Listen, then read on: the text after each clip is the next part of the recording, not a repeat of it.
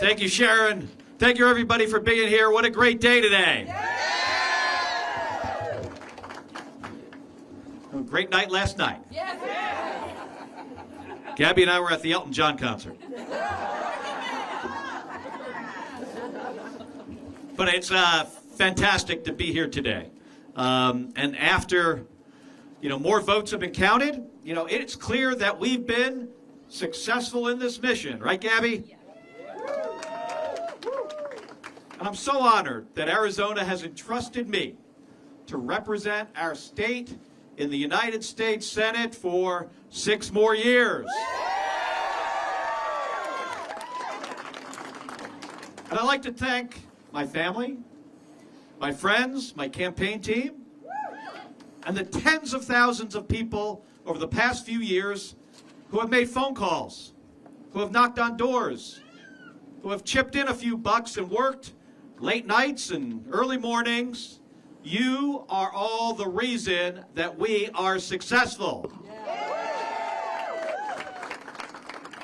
And I also want to thank our state's election officials, honorable Republicans and Democrats, who are doing the important work of making sure that Arizonans' votes and voices are heard, their votes are counted as quickly and as transparently as possible.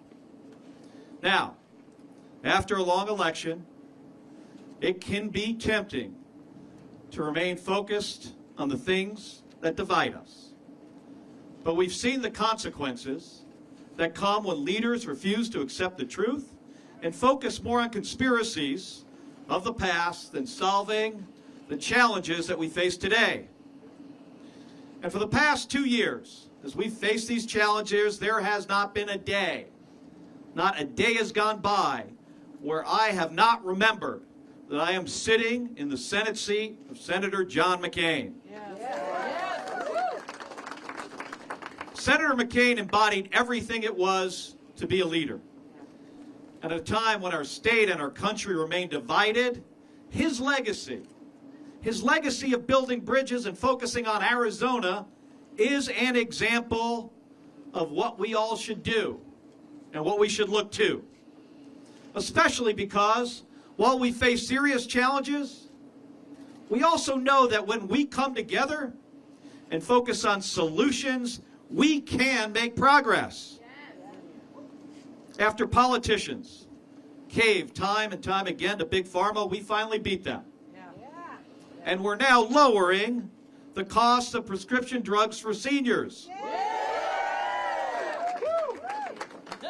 And after politicians failed to respond to mass shooting after horrible mass shooting, Republicans and Democrats came together and passed a gun safety and mental health law. And after decades of politicians saying that they'd bring manufacturing back to America, we are finally doing it. Last month I spoke to an Arizonan named Tarji. Now Tarji's a single mom with 3 kids who was out of work for more than a year. Then she found an email in her spam folder inviting her to apply to the Quick Start program at Estrella Mountain Community College. She applied to this program and she got in. And after completing the 10-day program, she got an interview and then a job at Intel. Now, Tarji is a semiconductor manufacturing technician. Now think about that for a second. I mean, in just a couple of weeks, she went from struggling to make ends meet to her spam folder, and then to the first...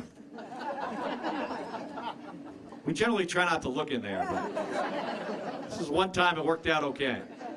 But then to the first step in a new career that you can actually raise a family on. A career which, by the way, does not require a 4-year degree. Now that's life-changing. And by creating the jobs of the future here in Arizona and getting folks the skills they need to work them, we're going to make sure that Tarji's story is just the beginning. Because there is a lot more work to do.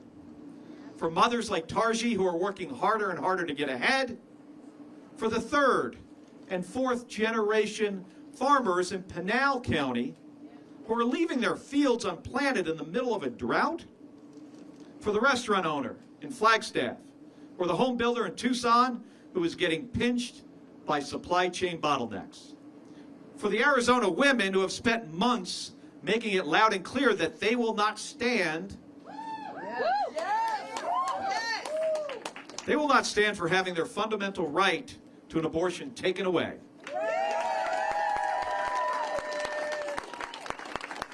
And for the parents all across the state who are lying awake at night trying to figure out how they're gonna afford Christmas presents next month or college tuition next year. The way to solve these problems isn't by pointing fingers. It's not by dividing people.